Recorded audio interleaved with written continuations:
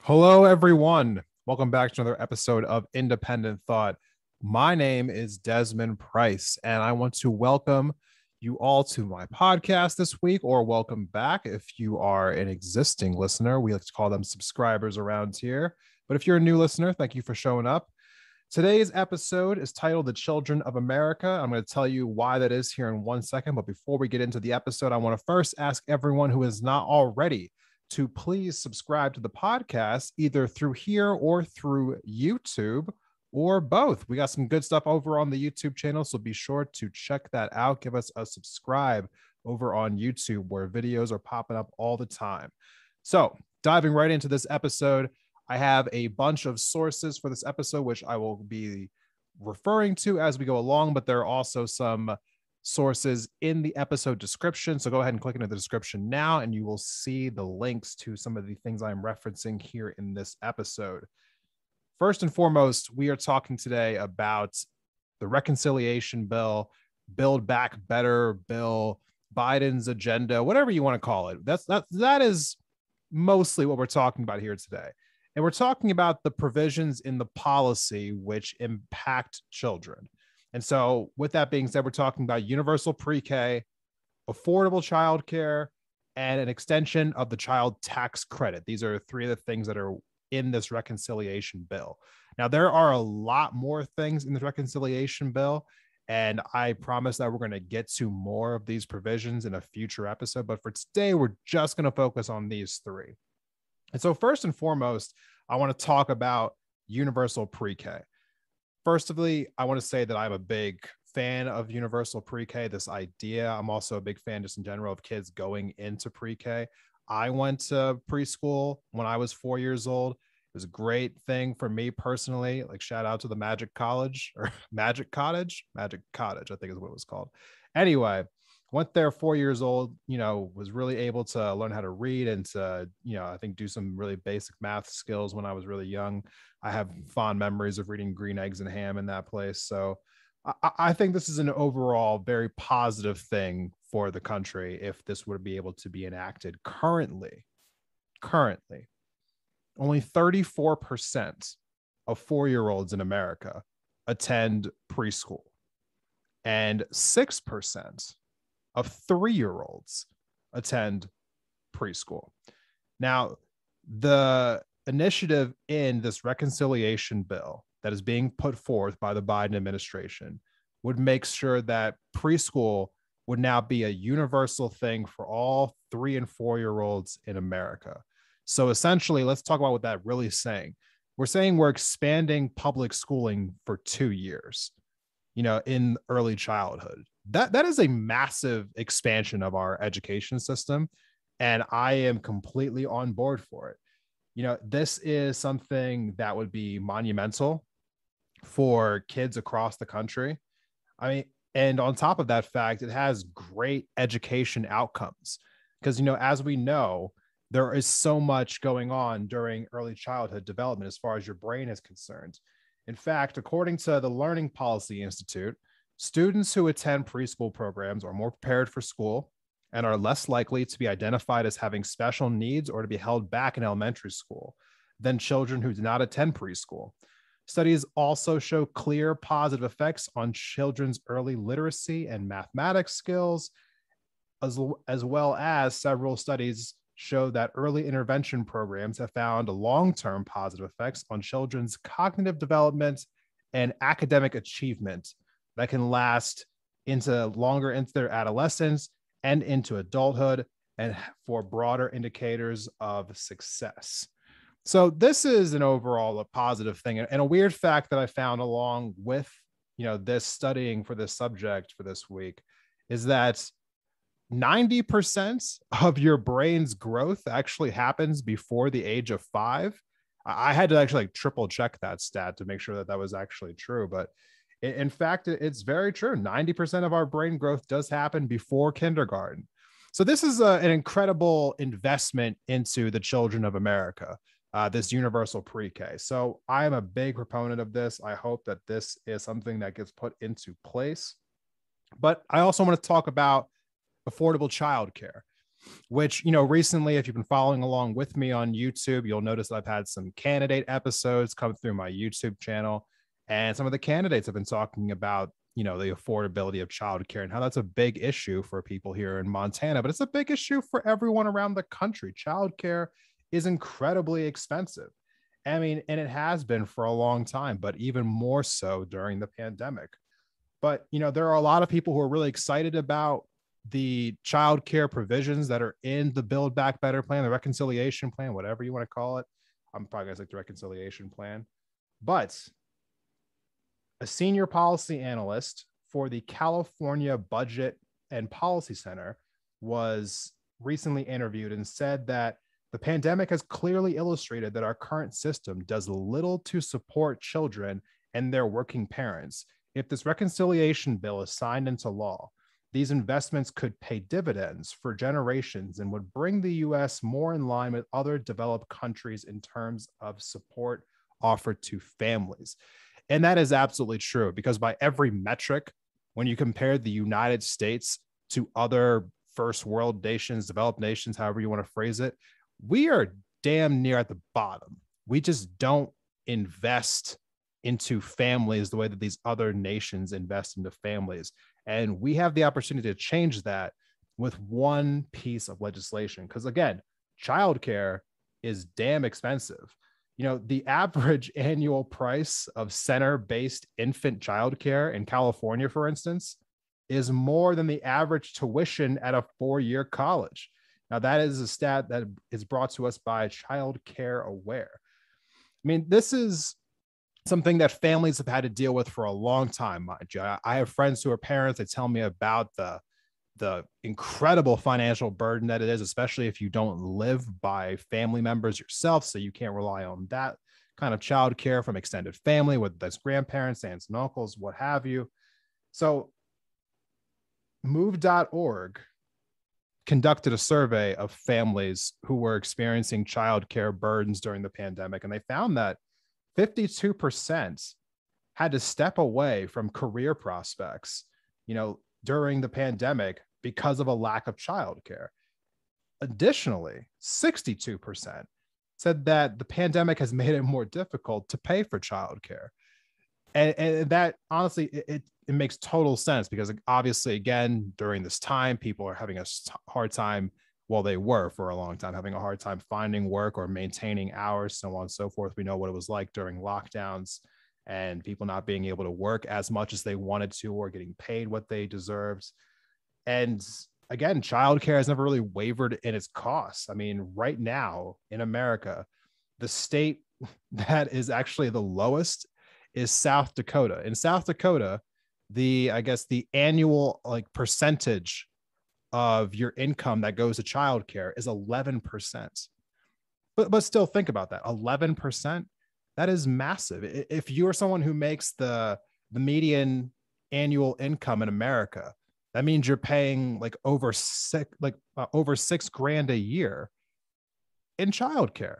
That's a pretty big chunk of change that we're talking about. And the highest state in America is Massachusetts, around 25%. 25%, a quarter of every dollar you make goes to childcare.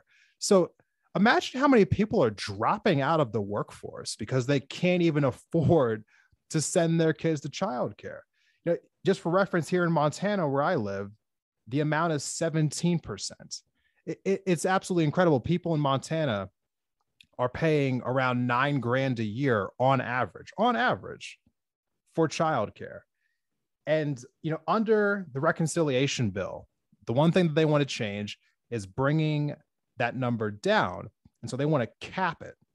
So the very most that anyone will pay for childcare is at 7%. 7%, which won't make a huge difference for people in South Dakota who are paying only 11%. But for those people in Massachusetts, that's a huge fucking deal. a huge deal. 25% to 7%. This will be life-changing for so many people. Not only that, but think about how that would also help when you pair that together with universal pre-K. And if school is starting 2 years earlier now, that's 2 extra years of not having to pay childcare costs because kids will be going to pre-K. I know in some circumstances, pre-K only runs about half the day, but even if you think about it on that lens, that's still half the day you're not paying for childcare for 2 years. So different situations for sure, but this is an overall positive thing because there are people right now who are making choices about whether or not they're going to go to work because they can't pay childcare. Just recently, I spoke with a nurse who lives in Bozeman, Montana, has 4 kids, and decided to stop going to work because it was actually cheaper for her to stay home unemployed than it would have been for her to go to work and send her 4 kids into childcare. How backwards is that someone has to make that choice for themselves? Like, obviously, there's a glaring need in our society. We have to address that, right? But now transitioning away from affordable childcare, I also want to now talk about the extension of the child tax credit, the third thing that was on my list here. The child tax credit was put into place. Well, I guess the extended version of it, this enhanced version of it, was put into place earlier this year. And so what it currently looks like is that it is $3,600 a year per child under 6 years old.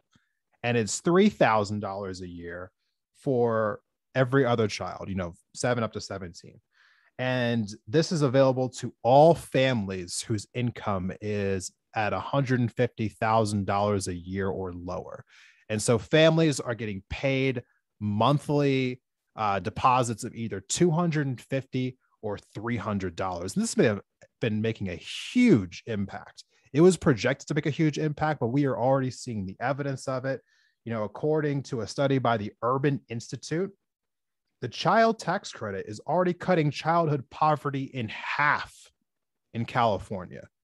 And for those who are a little unfamiliar, childhood poverty, it's basically what it sounds like, just children who are living in poverty because of the fact that their families, are lacking resources or lacking income. And so this has been making a massive dent in that. There are so many families who are seeing a massive benefit from this. But one of the issues with this child tax credit is that it runs out at the end of this year. So come December, child tax credit essentially is gone. And so this Build Back Better plan was supposed to extend that to the year 2025. But unfortunately, it now seems like it's only going to be, if it does get extended, it will only get extended for 1 year. And why exactly it's only going to be extended for 1 year?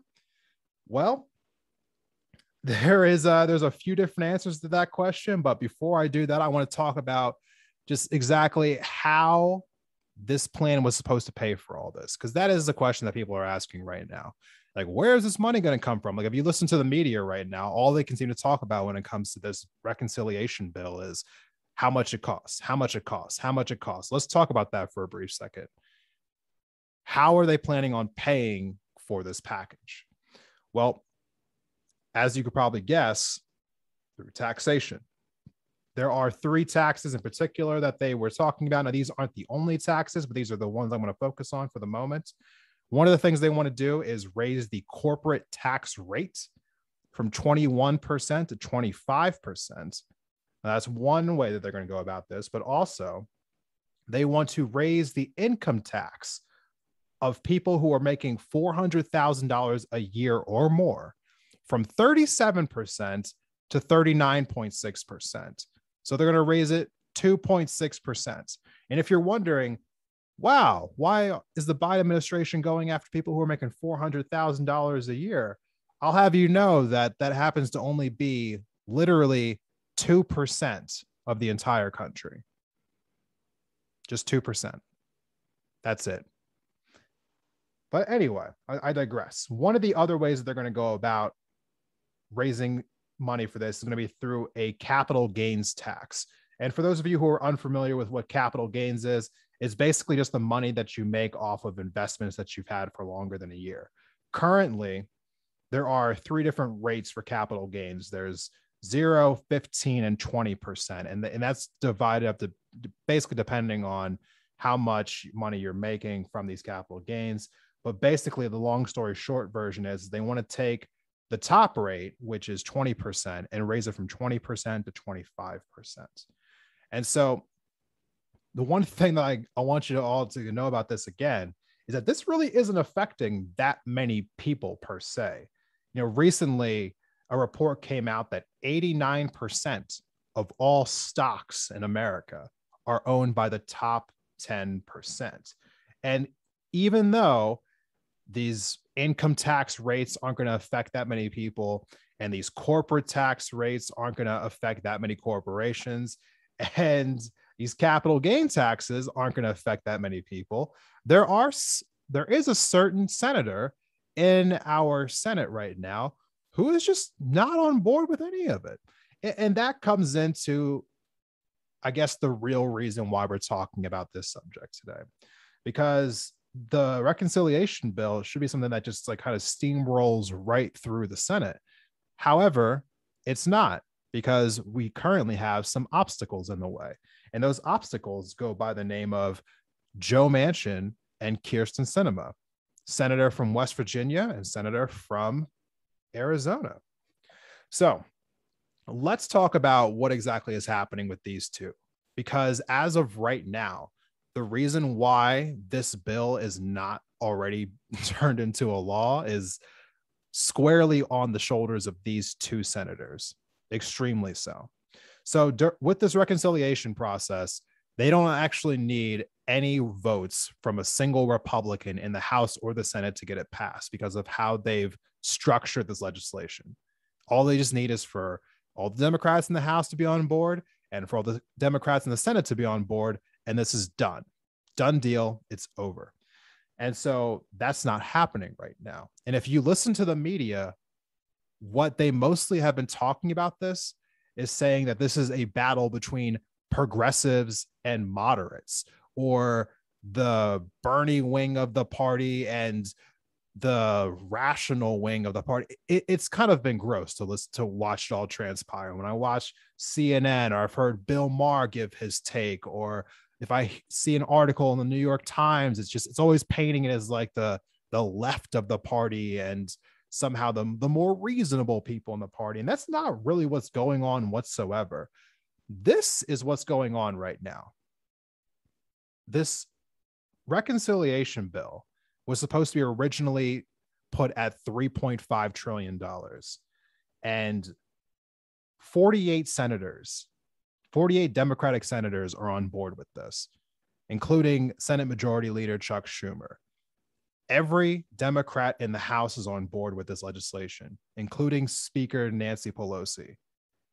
This is Joe Biden's legislation, the president's legislation. This is his legislation. He introduced it to Congress back in May and called it the American Families Plan. This is his legislation. He is on board with this. It is all of them versus 2 senators, Kyrsten Sinema and Joe Manchin. So when the media paints this as like a progressives versus a moderates thing, please tune that out. This is literally everyone versus these 2 senators. And what exactly is their opposition? Well, let's talk about it here for a second. Kyrsten Sinema doesn't really make any sense whatsoever. She has told people that she is not willing to raise taxes on any corporations or individuals. Okay.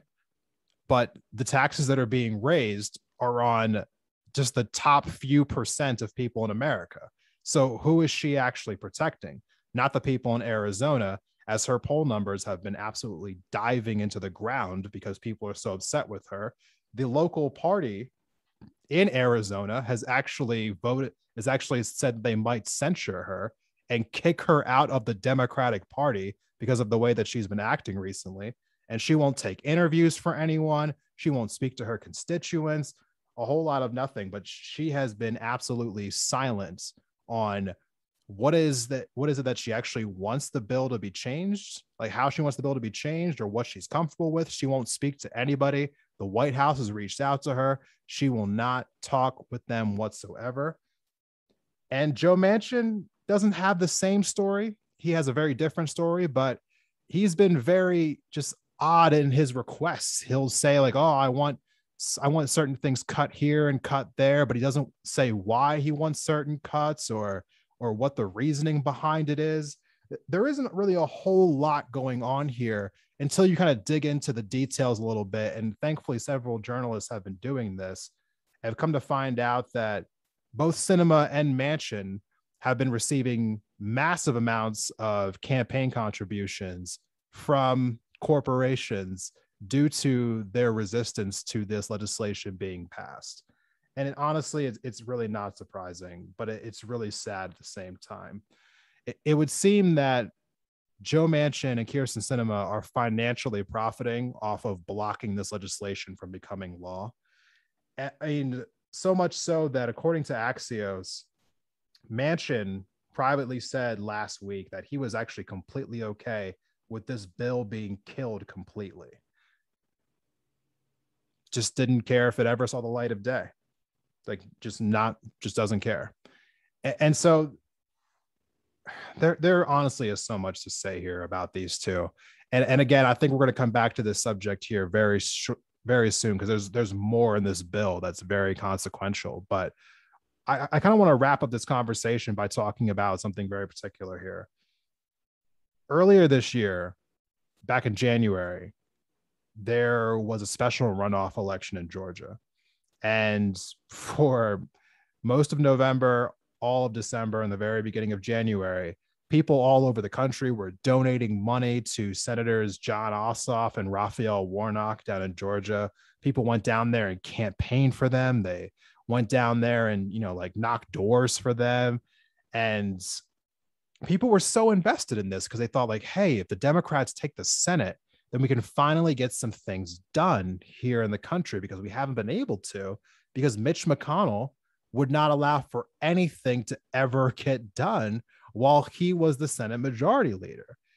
And I just can't help but feel a sense of true, just deep, disgusting irony that Mitch McConnell is not the Senate majority leader anymore, but it doesn't matter, because now Manchin and Sinema, who are basically just corporate avatars, have taken his place as the Grim Reaper, not allowing things to happen. Manchin being okay with this bill being killed completely, and Sinema saying that she doesn't want to raise taxes. At the end of the day, if you're going to put forth any new legislation, there's only two ways to do it. You can either raise taxes or you can cut current spending. And it doesn't seem like she's asking for current spending to be cut whatsoever. I mean, Joe Manchin made a brief comment about how, well, maybe we shouldn't do this right now because he's worried about inflation. But if he's so worried about inflation, why isn't he suggesting that maybe we cut our biggest expense whatsoever, which is our military budget? This bill is calling for $3.5 trillion in spending over 10 years. Our military budget is going to be calling for $8 trillion in spending over the next 10 years. Why don't people talk about that when they talk about inflation? Why don't people talk about that when they ask, how are we going to pay for it?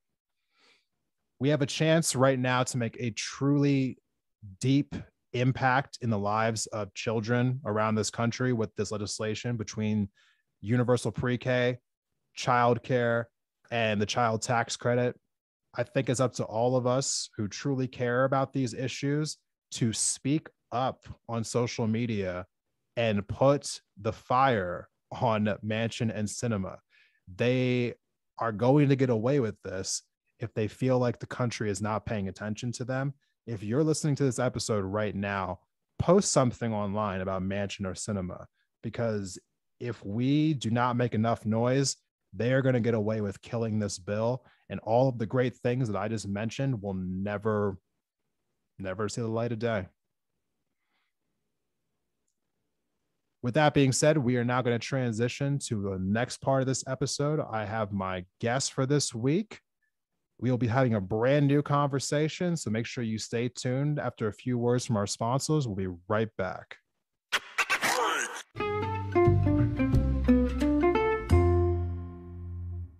Welcome back from the break, everyone. Thank you for sticking with me through this episode of Independent Thought. If you are not already, please follow me on Instagram at Independent Thought. That is the best way to keep up with this podcast.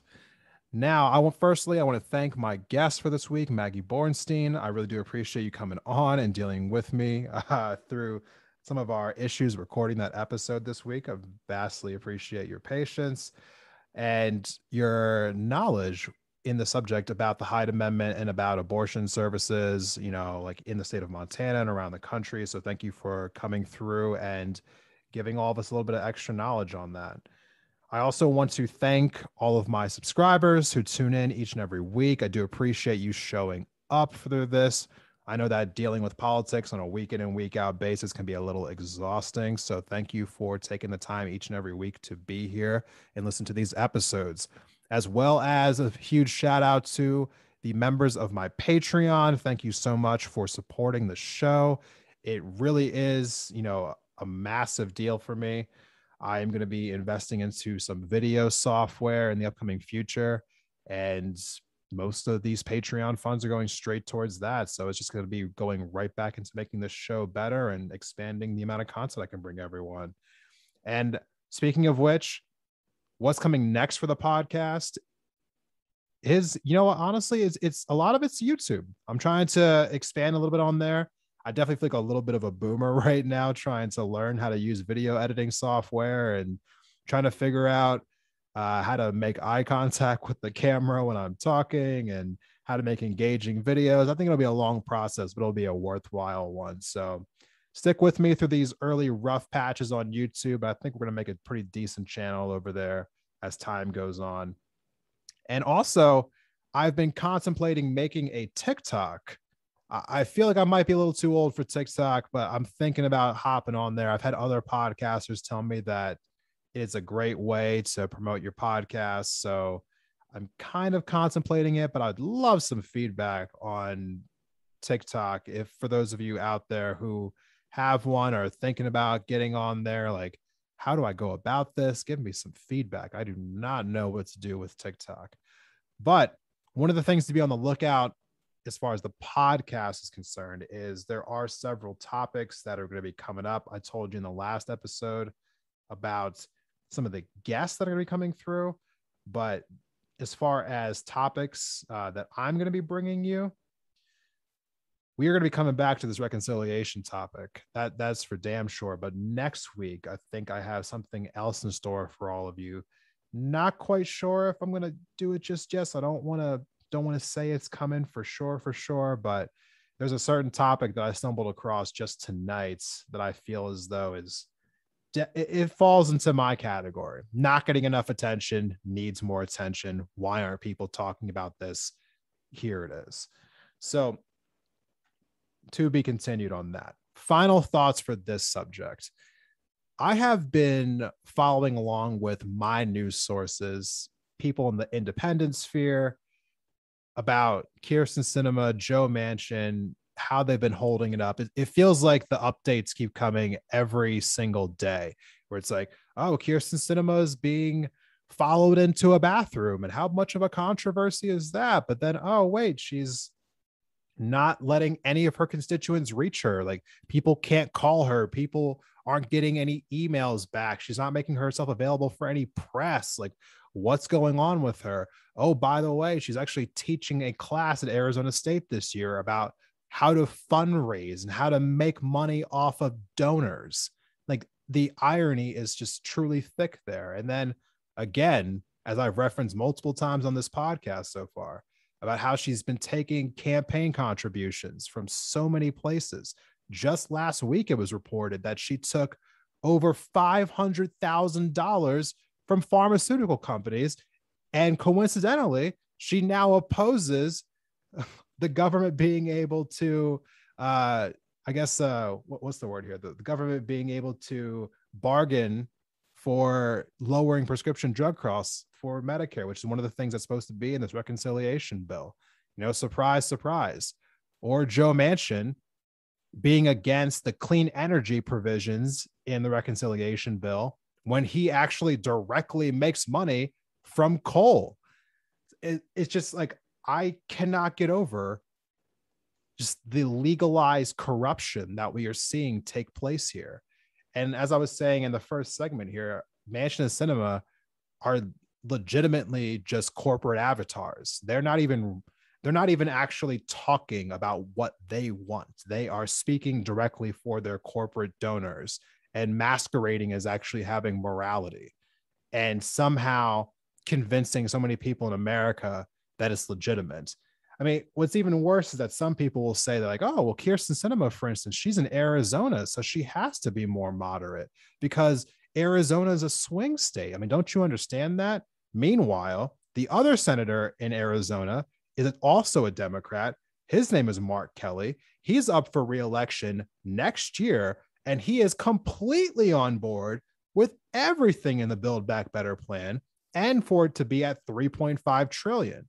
So it's a giant joke. It honestly is. It's pissing me off so much, especially because of how the media is covering it. They're not covering it accurately enough. Now, with that being said, some people are. I have seen articles come out recently who have been blasting Manchin and Sinema, who have been calling out rightly the money that they're making on the side. So that's been encouraging, and I'm hoping to see more of that in the future. But man, seriously, we really need more people talking about this. I feel as though just from being on my personal social medias, Facebook, Instagram, Twitter, so many people have just turned off their political appetite. Like, people aren't sharing stories anymore. People aren't talking about it. People just seem to have lost interest, and it's disheartening, like, truthfully, because these are the moments when that apathy seems to like just kick back in and people just stop caring all over again. And then come election year, people wonder how things are so fucked up. I understand that we all have things that we're going through and life is tough and you can't stay engaged all the time, but don't check out completely. Just don't check out completely. These issues need your voice. Please share something. So with all that being said, we're going to cut off this episode for this week, but please send me your thoughts. Let me know what you thought of this episode. And if you have any feedback on whether you liked it, whether you didn't like it, let me know. If you're listening to this currently on YouTube, leave a comment down below. Much appreciated. I will see you all in the next episode.